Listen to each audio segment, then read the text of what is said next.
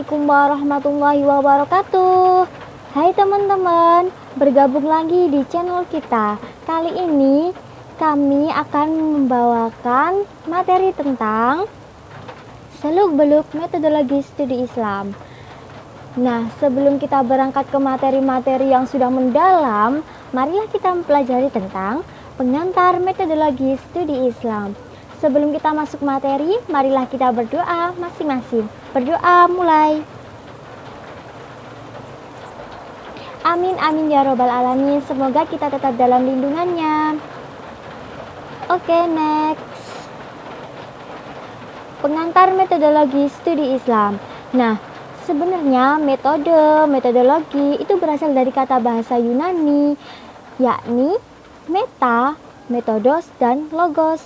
Nah, meta sendiri ini mempunyai arti menuju, melalui, dan mengikuti. Sedangkan metodos dia memiliki arti jalan atau cara. Nah, maka dapat disimpulkan dong bahwa metodos itu sama dengan metode, yakni jalan atau cara yang dilalui untuk mencapai sesuatu. Kemudian untuk metodologi inilah yang terdapat kata logos di dalamnya. Apa sih arti kata logos sebenarnya? Yakni studi tentang dan teori tentang. Oleh karena itu, metodologi itu tidak sekedar sekumpulan cara untuk mencapai dan dapat diterima gitu. Sebenarnya metodologi itu adalah kajian metode. Nah, di dalam pengantar metodologi yang belum tertera di dalam PPT ya, ada pendekatan dan paradigma. Biar lebih paham saya jelaskan. Untuk pendekatan yakni cara dalam memperlakukan sesuatu. Nah, itu menurut Huzaimah Batubara. Yang selanjutnya adalah paradigma. Paradigma sendiri menurut etimologi berarti contoh, tafsir, dan teladan. Sedangkan menurut terminologi, paradigma dalam penelitian ilmiah dapat diartikan sebagai pedoman yang dipakai untuk menuju gugusan sistem pemikiran bentuk kasus dalam pola pemecahannya. Nah, seperti itu. Sebelum kita masuk ke ruang lingkupnya, marilah kita mempelajari dulu studi Islam itu apa. Nah, sebenarnya studi Islam itu berasal dari bahasa Arab, yakni Dirosat al-Islamiyah. Yang ditinjau dari sisi pengertian studi Islam secara sederhana, dia dimaknai sebagai kajian Islam. Pengertian Islam secara etimologi berasal dari kata aslama, dibentuk kata Islam, yakni artinya selamat, aman, damai, patuh, berserah. Kemudian untuk ruang lingkupnya sudah tertera di situ, yakni sebagai doktrin dari Tuhan, sebagai gejala budaya, dan sebagai interaksi sosial. Next, selanjutnya. Urgensi mempelajari metodologi studi Islam. Nah, urgensi ini terbagi menjadi dua, yakni umat Islam saat ini dalam kondisi yang problematik dan umat Islam saat ini berada dalam suasana yang problematik tersebut. Maksudnya bagaimana? Yang pertama, untuk yang pertama, umat Islam saat ini pada kondisi yang problematik itu ada dua sisi. Yang pertama, manusia itu tetap mengikuti ajaran terdahulu, maka akan dianggap sebagai kemunduran. Kan biasanya kalau diartikan di sini, aduh kuno. Nah, seperti itu. Kemudian, jika seseorang memulai pada pembaharuan mengikuti zaman, akan dianggap tidak setia pada ajaran yang sudah sempurna. Begitu juga seperti kehidupan kita kali ini, kita menggunakan gadget, ya kan? Secara orang terdahulu, buat apa seperti itu gitu kan, kita mengikuti perkembangan zaman ya, jadinya kita juga perlu ini loh, juga bisa kita buat sebagai alat komunikasi penyiaran Islam. Seperti itu, kita ambil sisi positifnya saja. Umat manusia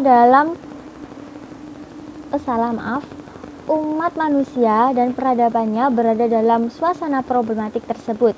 Nah, ini maksudnya perkembangan yang sangat cepat dalam Islam, pengetahuan dan teknologi modern saat ini telah membuka era baru nih dalam perkembangan persoalan budaya dan peradaban umat manusia yang dikenal dengan era globalisasi. Pada era ini ditandai dengan semakin dekatnya jarak hubungan komunikasi antar bangsa dan budaya umat manusia. Dengan demikian, manusia modern pun berada pada kondisi yang serba problematik. Nah, seperti itu.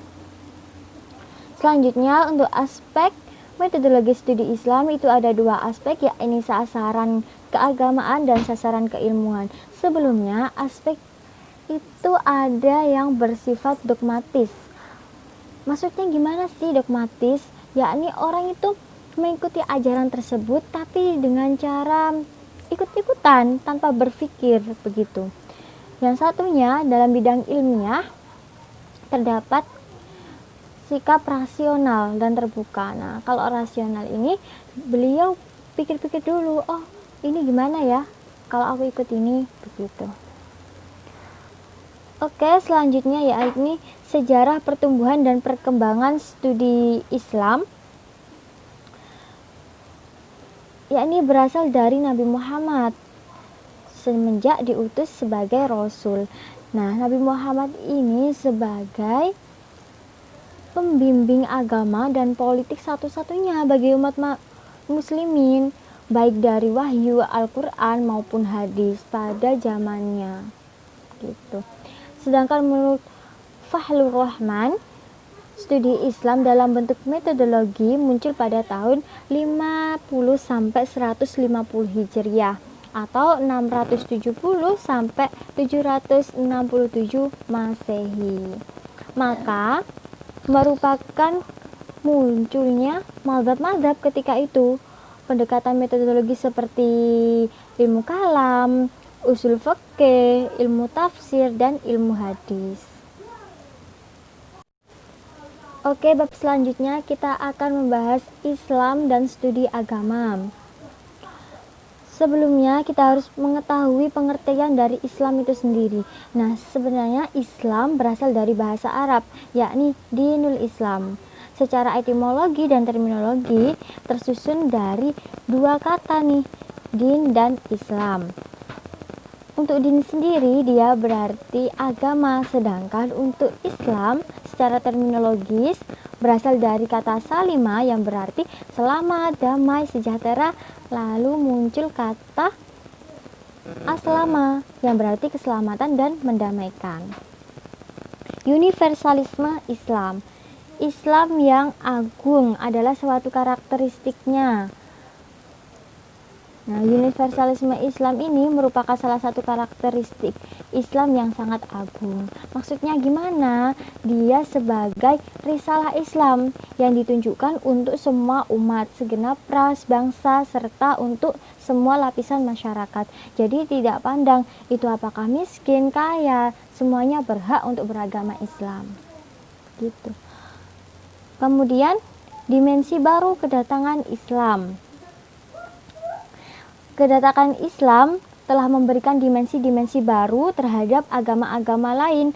Hal ini ditunjukkan bahwa Islam adalah agama Allah yang diturunkan melalui Nabi Muhammad untuk semua umat manusia. Yang pertama, Islam tidak lagi agama yang diterima secara dogma. Tadi sudah saya terangkan ya bahwa dogma itu ikut-ikutan. Yang artinya Islam itu harus diterima oleh orang lain jika dia ingin selamat untuk selama-lamanya.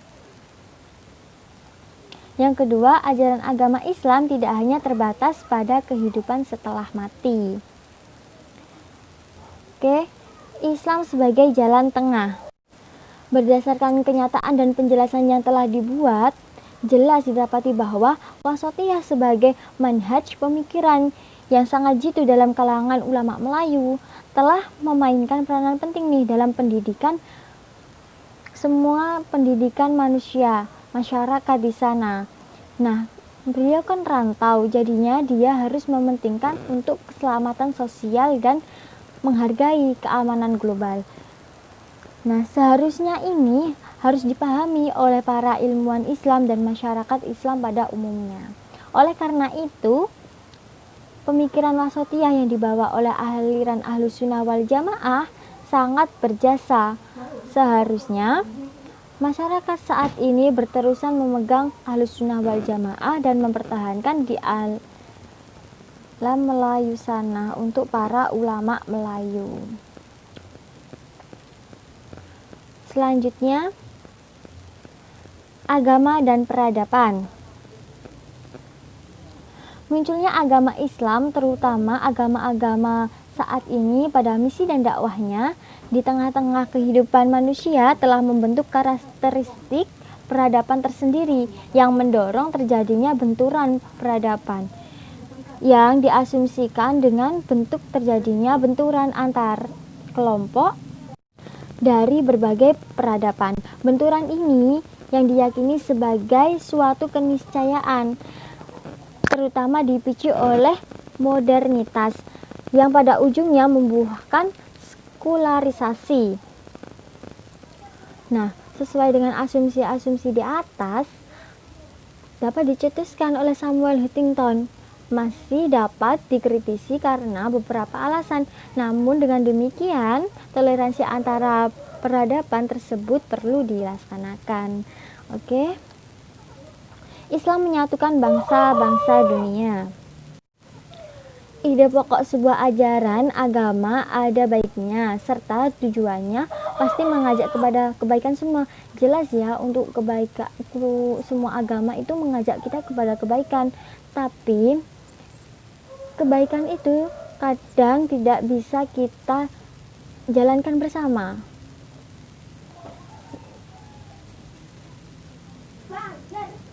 Nyatanya, dalam pertemuan pertentangan antar agama itu tidak bisa kita laksanakan pendapatan yang sama. Jadi antara pandangan agama satu dengan agama yang lainnya itu kadang berbeda, tapi tujuannya sama kok. Dia itu mengajak kepada kebaikan. Nah, apalagi nanti terjadi konflik, baru aja satu konflik nanti bisa menimbulkan pandangan yang negatif terhadap agama yang lainnya juga. Nah, untuk ketika agama hadir dalam suatu komunitas, perpecahan tak bisa dihindari karena semacam ini.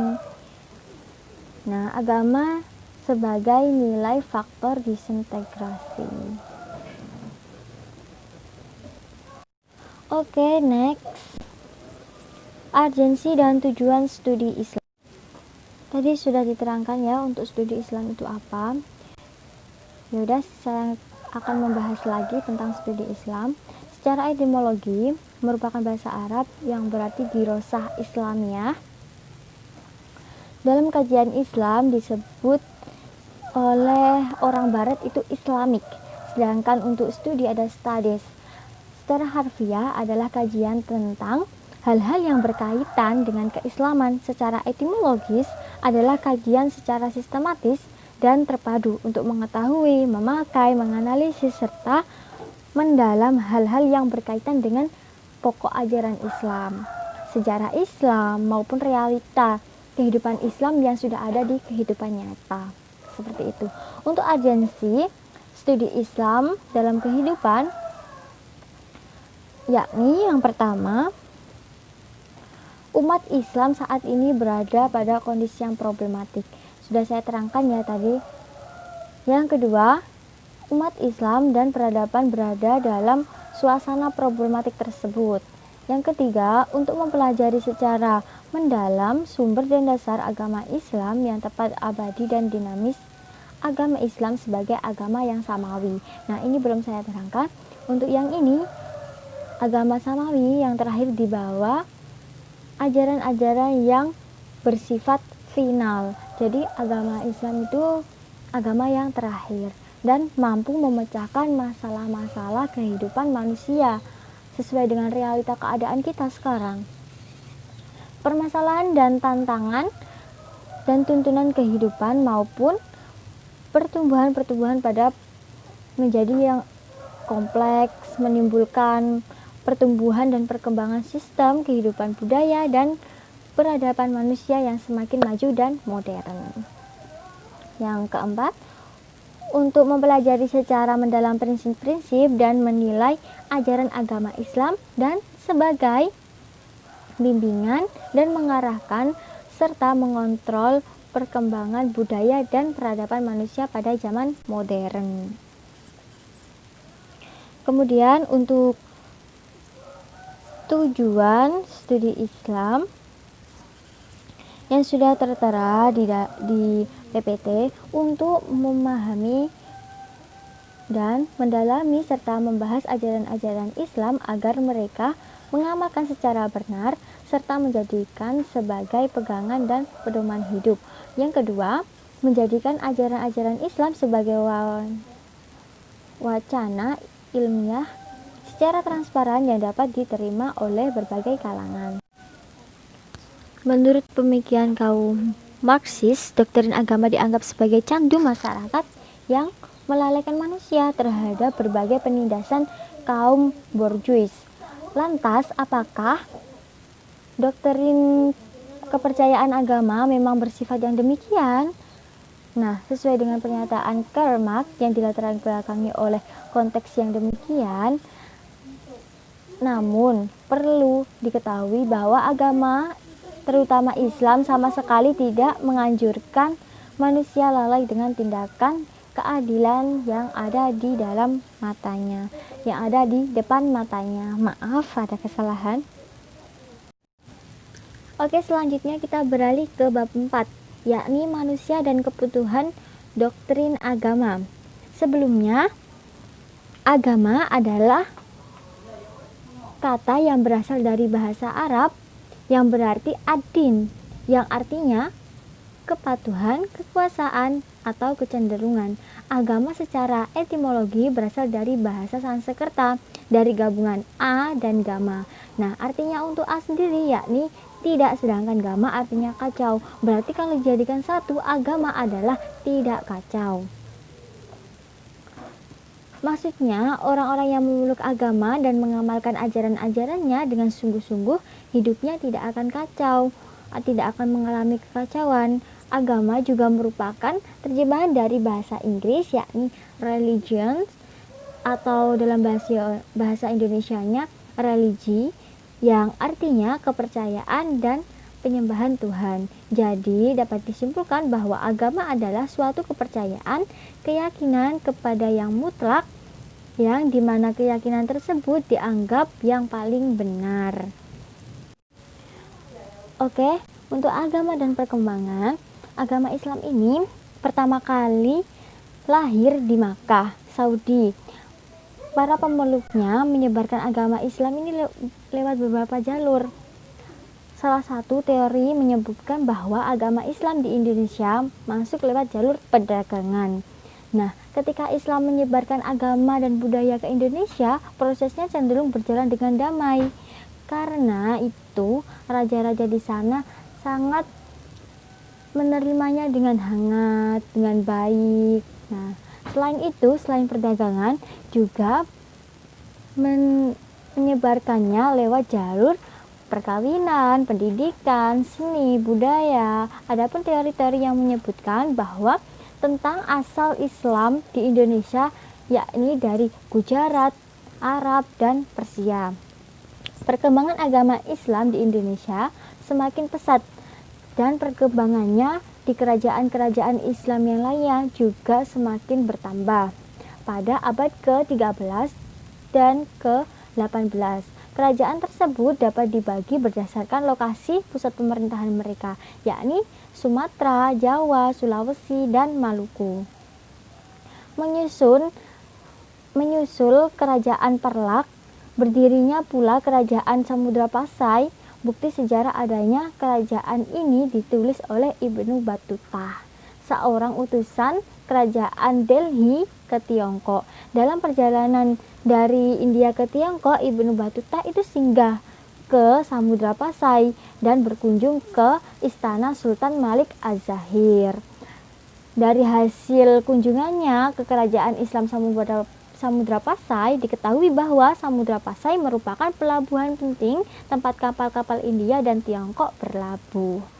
Nah, selain kedua kerajaan tersebut, ada beberapa kerajaan Islam juga yang berdiri di Indonesia, di antaranya yakni Kerajaan Demak, Banten, Mataram, Makassar, Ternate, Tidore, dan Kerajaan Nangro Aceh Darussalam. Oke, yang selanjutnya, kebutuhan manusia terhadap agama, yakni fitrah manusia, adanya nafs, dan tantangan manusia. Yang pertama saya akan menjelaskan tentang fitrah manusia. Dalam ajaran Islam ditegaskan bahwa agama adalah kebutuhan fitrah manusia. Fitrah manusia keagamaan yang ada dalam diri manusia inilah yang melatar belakangi perlunya manusia terhadap agama. Adanya potensi fitrah beragama yang terdapat pada manusia tersebut dapat dianalisis dari istilah instan yang digunakan, yakni Al-Quran, untuk menunjukkan bahwa manusia secara fitrah sudah dilengkapi dengan kemampuan mengenal, memahami kebenaran dan kebaikan yang tercampur di ciptaannya. Oke, untuk selanjutnya, nafsu atau nafs. Alasan lain yang melatar belakangi manusia memerlukan agama adalah karena memiliki berbagai kesempurnaan dan memiliki berbagai kekurangan. An-nafs diciptakan Allah dalam keadaan sempurna untuk berfungsi menampung dan mendorong manusia berbuat kebaikan dan keburukan. Nah, karena itulah sisi dalam manusia inilah yang oleh Al-Quran diberi perhatian lebih besar. Oke, untuk tantangan manusia, faktor lain yang menyebabkan manusia memerlukan agama adalah karena manusia dalam kehidupan senantiasa menghadapi berbagai tantangan, baik datang dari maupun luar dari maupun dalam dari. Nah, seperti itu. Selanjutnya, fungsi agama dalam kehidupan. Itu ada 5, yakni fungsi edukatif, fungsi penyelamatan, fungsi pengawasan sosial, fungsi memupuk persaudaraan, dan fungsi transformatif. Untuk yang pertama, fungsi edukatif yaitu agama memberikan bimbingan dan pengajaran tentang boleh tidaknya suatu perbuatan, cara ibadah atau yang lainnya dilakukan sesuai dengan petugas-petugasnya, sesuai dengan fungsionarisnya. Selanjutnya, fungsi penyelamatan yaitu agama membantu manusia untuk mengenal sesuatu yang sakral dan makhluk teringgi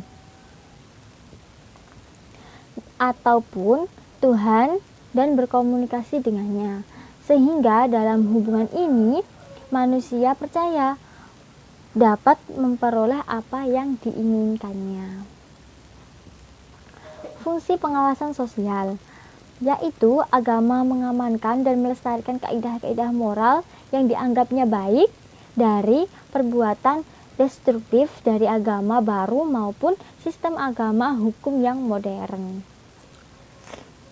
Oke, fungsi memupuk persaudaraan yaitu kesatuan kesaudaraan atas dasar seiman merupakan kesatuan tertinggi karena dalam persatuan ini manusia bukan hanya melibatkan sebagian dari dirinya saja, melainkan dia juga melibatkan kepribadian orang lain juga dirinya. Fungsi transformatif yakni mengubah bentuk kehidupan yang baru-baru ini atau mengganti nilai-nilai yang lama dengan menambahkan nilai-nilai yang baru sehingga lebih bermanfaat.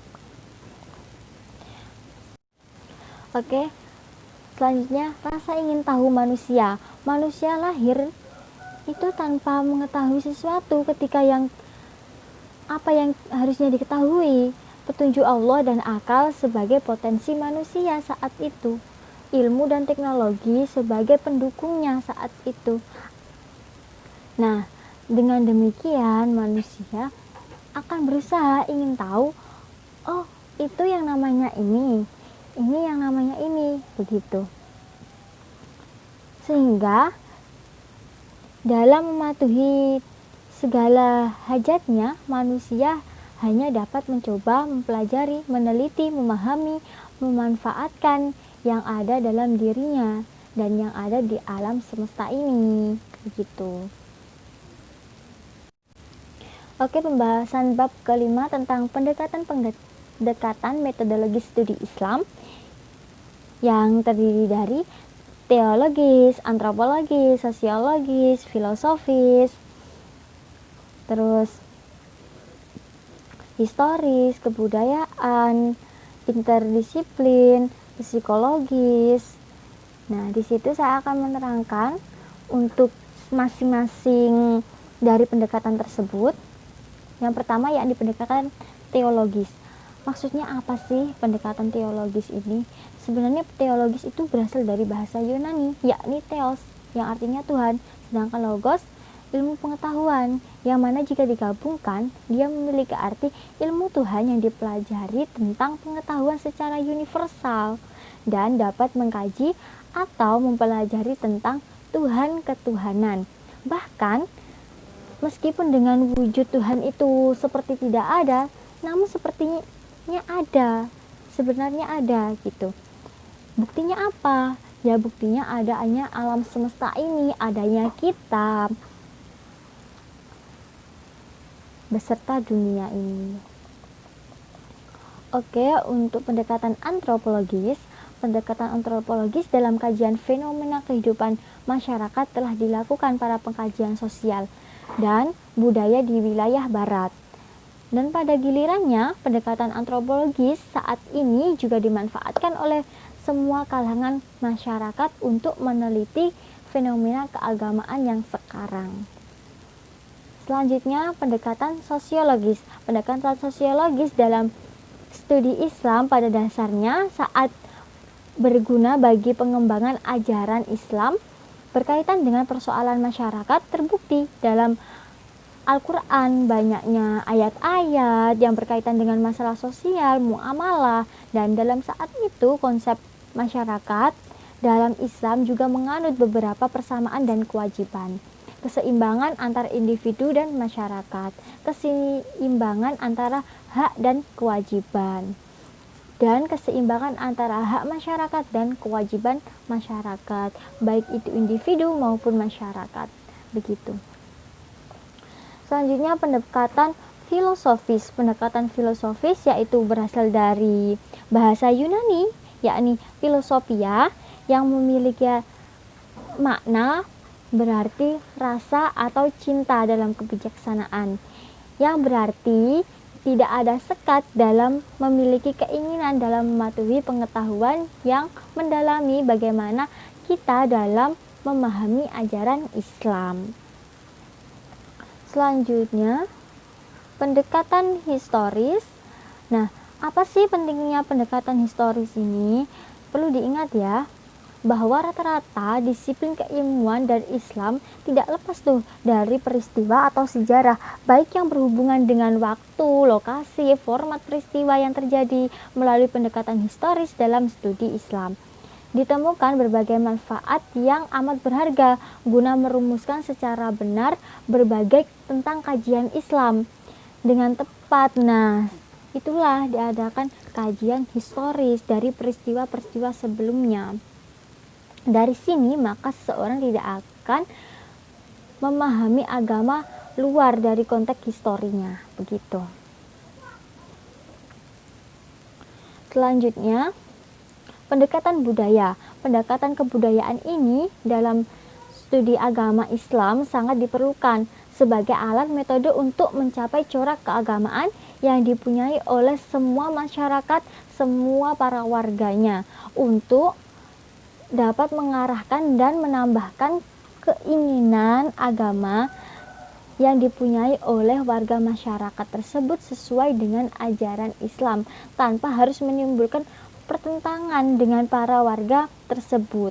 Selain itu, dengan memahami berbagai budaya lokal, maka kita menjadi lebih toleran terhadap agama-agama lokal tersebut, terhadap aspek-aspek agama lokal tersebut, begitu. Selanjutnya, pendekatan psikologis ini merupakan ilmu pengetahuan yang mempelajari tentang kejiwaan manusia.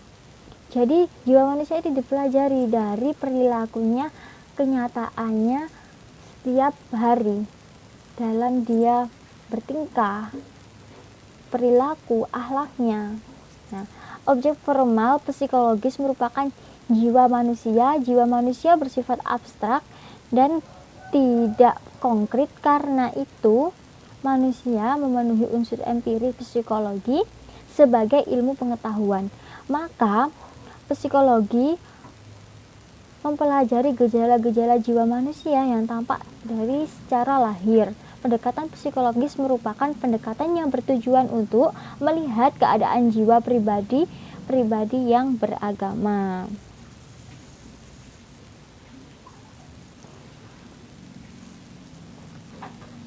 Maaf, kesalahan. Selanjutnya, yakni pendekatan interdisiplin. Pendekatan interdisiplin ini yang dimaksud adalah kajian dengan menggunakan sejumlah pendekatan. Jadi dia itu gabungan dari beberapa perspektif pendekatan. Dalam studi hadis misalnya, kita menggunakan sosiologis, historis, dan normatif secara bersamaan. Pentingnya penggunaan pendekatan ini mungkin disadari atas keterbatasan dari hasil-hasil yang sudah diluapkan oleh pendekatan-pendekatan sebelumnya. Hanya saja dia belum pas sesuai dengan takaran, begitu. Misalnya dalam mengkaji teks agama seperti Al-Quran dan hadis Nabi, tidak cukup hanya mengandalkan tekstual, tetapi juga harus dilengkapi dengan sosiologis, historis sekaligus. Bahkan masih perlu juga ditambahkan dengan hermeneutik, seperti itu. Mungkin cukup di sini ya untuk penjelasan pendekatan. Kita lanjutkan untuk studi kawasan Islam. Jadi studi kawasan Islam ini merupakan bab ke-6 ya dari pembahasan kita. Untuk yang pertama, studi Islam itu secara harfiah adalah kajian yang membahas tentang hal-hal yang berkaitan dengan keislaman. Sedangkan menurut istilah, studi Islam adalah kajian secara terpadu dan sistematis untuk mengetahui, menggunakan, dan menganalisis secara mendalam hal-hal yang berkaitan dengan agama Islam, pokok-pokok ajaran agama Islam, sejarah Islam, ataupun realitas pelaksanaan dalam kehidupan sehari-hari, kehidupan nyata kita. Oke, untuk orientalisme sudah tertera dalam PPT bahwa orientalisme adalah paham yang mengenai masalah-masalah timur, khususnya tentang negeri Arab dan Islam. Kaum orientalis adalah para terpelajar yang menjadikan agama Islam, kebudayaan Islam, negeri, dan bahasa Arab sebagai objek materi studi mereka. Lawan dari orientalisme Islam adalah oksidentalisme. Nah, yang di bawah itu ada oksidentalisme adalah lawan dari orientalisme, yaitu penelitian dan pengertian mengenai agama, kebudayaan, dan negeri barat. Oke. Selanjutnya, Islam sebagai objek kajian studi antar timur dan barat. Agama Islam sebagai sasaran kajian dapat dikategorikan menjadi 3, yakni sebagai doktrin, sebagai dinamika, dan sebagai struktur masyarakat yang dibentuk oleh agama dan sikap masyarakat pemeluk terhadap doktrin tersebut. Kategori pertama mempersoalkan substansi ajaran agama, namun yang menjadi sasaran penelitian agama sebagai doktrin adalah pemahaman agama terhadap doktrin-doktrin tersebut. Sedangkan yang kedua, meninjau agama dalam kehidupan sosial dan dinamika sejarah. Sementara kategori ketiga merupakan usaha untuk mengetahui corak penghadapan masyarakat terhadap simbol dan ajaran Islam. Secara terperinci, dalam mempelajari agama ada 5 bentuk fenomena. Fenomena agama sebagai bentuk kebudayaan dan yang perlu diperhatikan. Selanjutnya, problem dan prospek pendekatan studi kawasan. Menurut Parsudi Suparlan, makna dari istilah pendekatan adalah sama dengan metodologi, yakni sudut pandang atau cara melihat atau memperlakukan sesuatu yang menjadi perhatian dalam suatu masalah yang dikaji. Adapun yang dimaksud dengan pendekatan di sini adalah cara memandang atau paradigma yang terdapat di dalam suatu bidang ilmu yang selanjutnya digunakan untuk memahami agama. Maaf ya, di PPT tidak saya jelaskan karena terlalu panjang, mungkin dijelaskan secara detail. Nah, dalam hubungan ini Jalaluddin Rahmat sebagai mana yang dikutip oleh Abu Dinata mengatakan bahwa agama dapat diteliti dengan menggunakan berbagai paradigma. Realitas keagamaan yang diungkap mempunyai nilai kebenaran sesuai dengan kerangka paradigmanya untuk dapat hidup dan berkembang serta melestarikan dalam masyarakat. Agama harus menjadi kebudayaan bagi masyarakat karena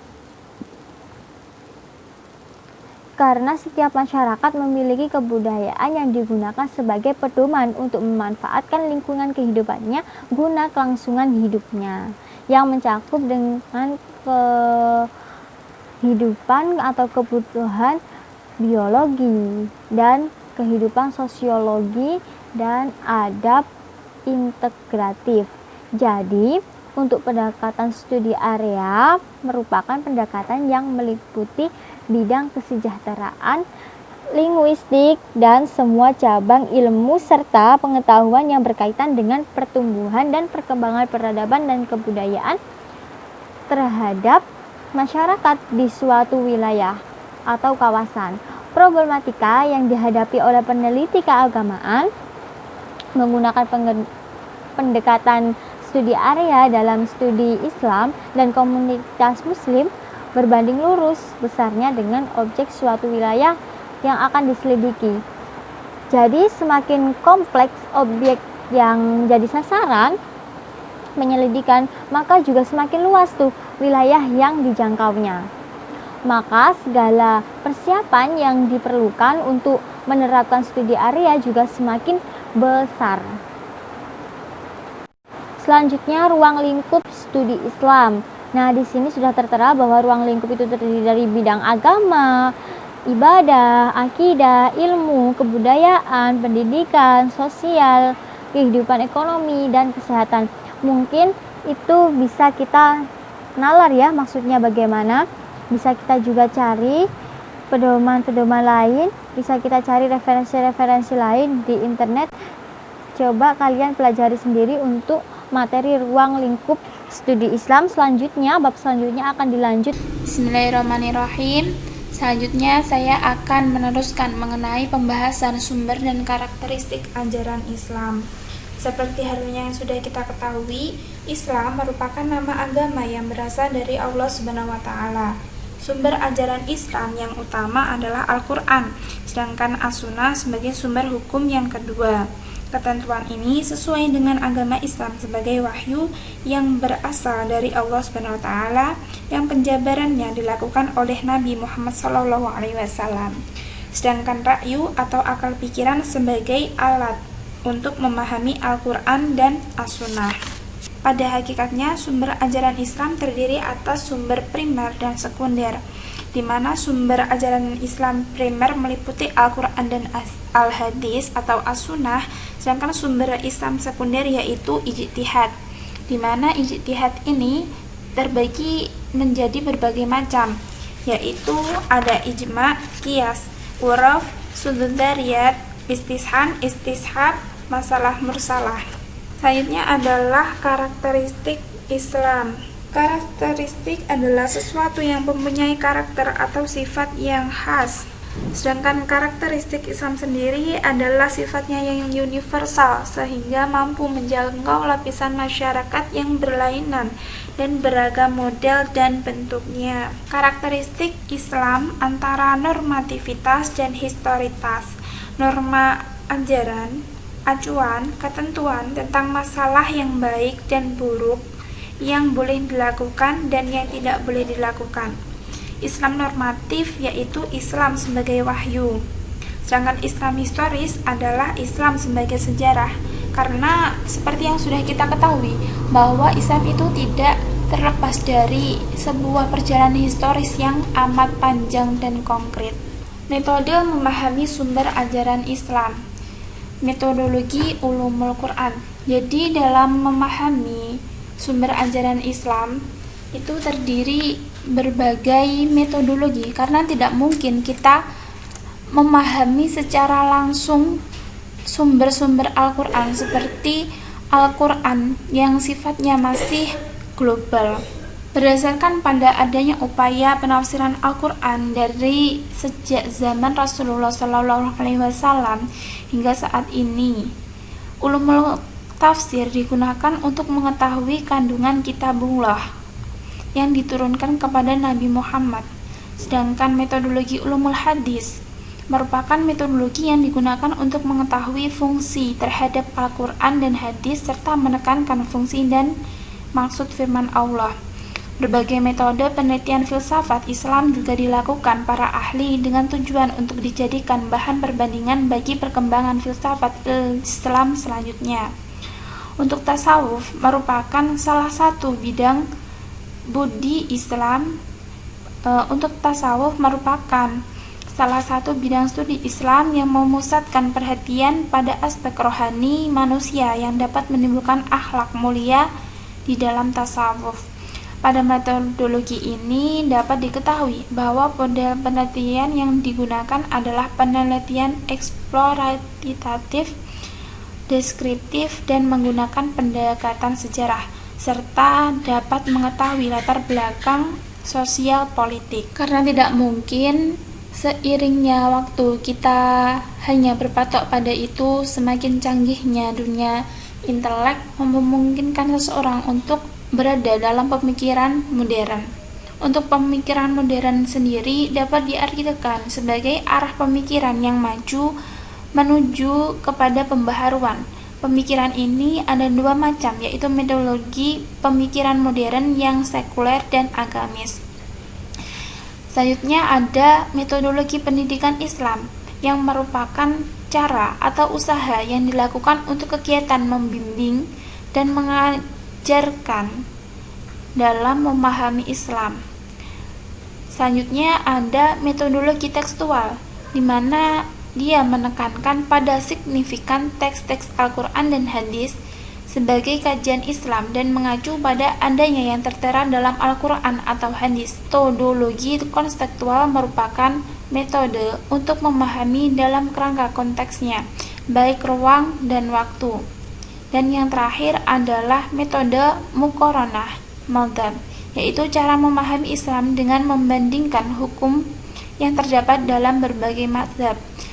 Dari sini kita sebagai generasi intelek dapat berpikir bahwa kalau ada perbedaan pendapat itu merupakan hal yang wajar, karena iktilaf adalah rahmat, seperti yang dilakukan Rasulullah pada zamannya dahulu. Penelitian agama bukan meneliti kebenaran teologi atau filosofi, tetapi bagaimana agama itu ada dalam kebudayaan dan sistem sosial berdasarkan fakta atau realitas sosial kultural.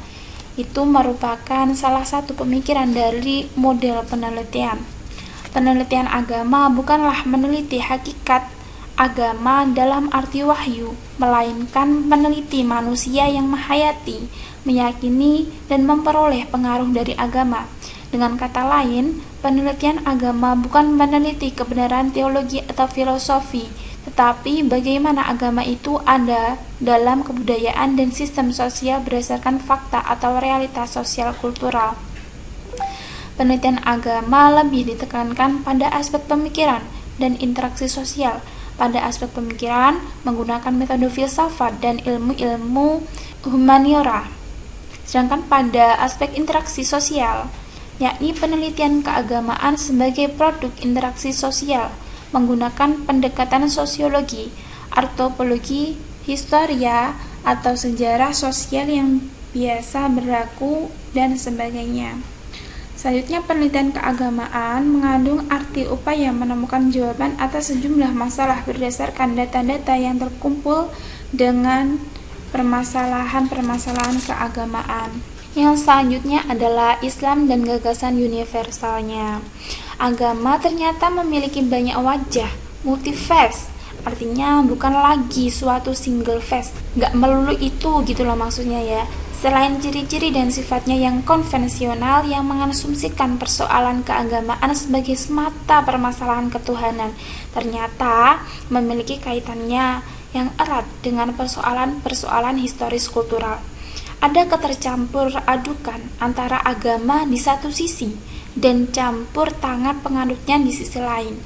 Jika dilihat dari masalah yang diperdebatkan di antara beberapa kelompok sekarang ya, seperti kaum-kaum fundamentalis dan rasis gitu, mereka berdebat, mereka berpendapat bukan tentang pokok-pokok ajaran Islam itu sendiri, akan tetapi orang-orang radikal itu memanifestasikan ajaran Islam itu di dalam sistem kehidupan sosial dari berbagai fenomena yang terjadi dalam dinamika pemikiran dan perilaku umat Islam tersebut. Untuk kembali menemukan kebesaran Islam, maka haruslah ada akselerasi pemikiran dan pengembangan sains guna mengejar ketertinggalan dalam bidang sains dari Barat. Kaum muslim agaknya tidak akan berhenti dalam pencarian otentisitas ini dan akan selalu dikaitkan dengan wacana mereka yang mereka geluti. Dan yang terakhir adalah dinamika Islam kontemporer. Islam sebagai dinamika historis menunjukkan kekayaan yang luar biasa. Di tengah dinamika historis memang perlu ditegaskan kembali esensi-esensi teologis pokok seperti tauhid kepada Allah Subhanahu wa taala, kenabian Nabi Muhammad SAW, ijaz Al-Quran, dan lain sebagainya. Namun, dinamika historis tersebut juga dapat menjadi bahan dasar penting bagi sintesis Islam untuk menjawab tantangan zaman. Dinamika historis memang menuntut penghadiran berbagai respon Islam terhadap situasi lingkungan yang terus berubah. Karena itu, kaum muslimin dan umat lainnya dalam dinamika sejarah bisa menyaksikan terjadinya kesinambungan dan konvergensi di tengah perubahan. Semua perubahan yang positif dan kontributif bagi peradaban Islam menjadi berhak keterbukaan dan kesediaan kaum muslimin sendiri untuk menyerap berbagai hal positif di luar tradisi mereka. Karena itu, pengakuan pada berbagai tradisi di luar Islam dan kaum muslimin sendiri merupakan sebuah keniscayaan.